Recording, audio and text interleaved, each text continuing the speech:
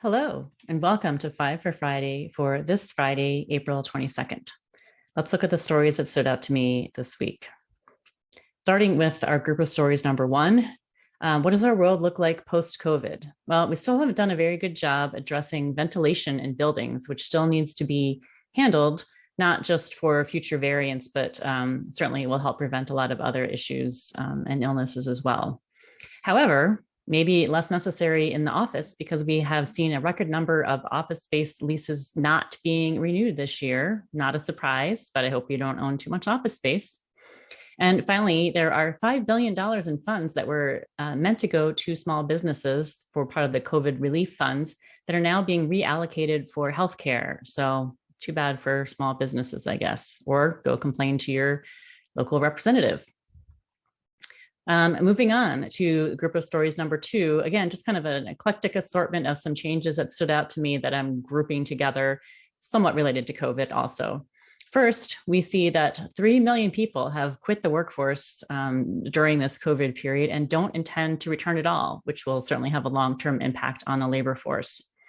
Also, rising inflation, I'm sure we're all dealing with, is putting a pressure on people to raise salaries. Many businesses are trying to avoid that, or at least raising them higher by offering alternative options such as promotions, bonuses, and additional employee development.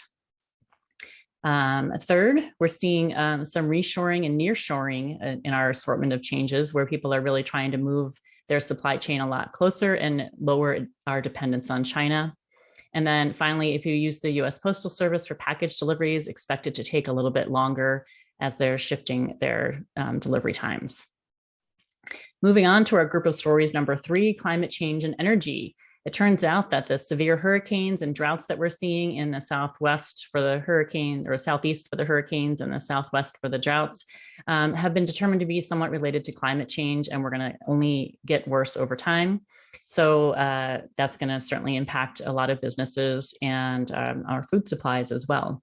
We did see this year that wind power, the use of wind power in the US has increased greatly. However, the ability to expand that is being slowed by Ukraine and the fact that they are one of the main suppliers of some materials that are needed for both wind and solar power.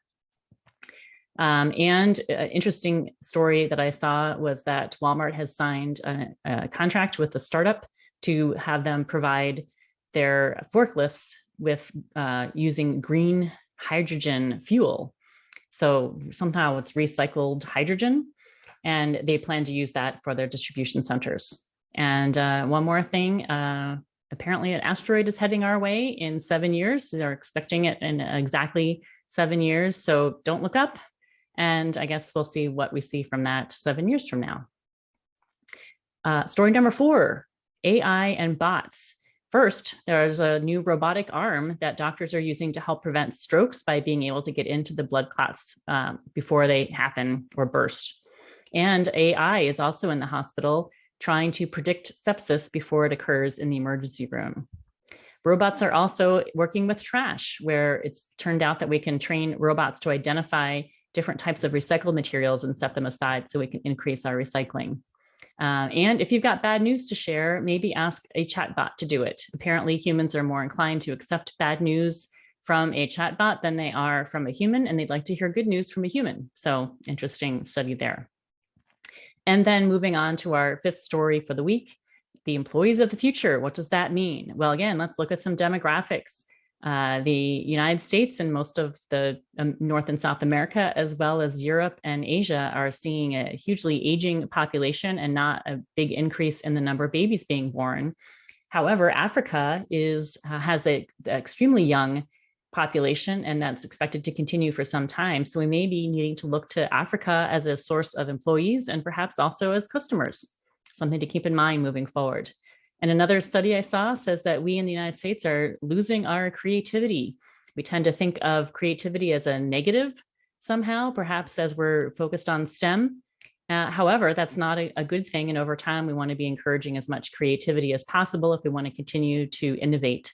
So keep that in mind. And I hope you found these stories to be interesting. As always, be sure to check out the newsletter below with a little bit more detail and hyperlinks to all the stories. Have a great weekend, and I will see you next Friday for the next Five for Friday. Thanks.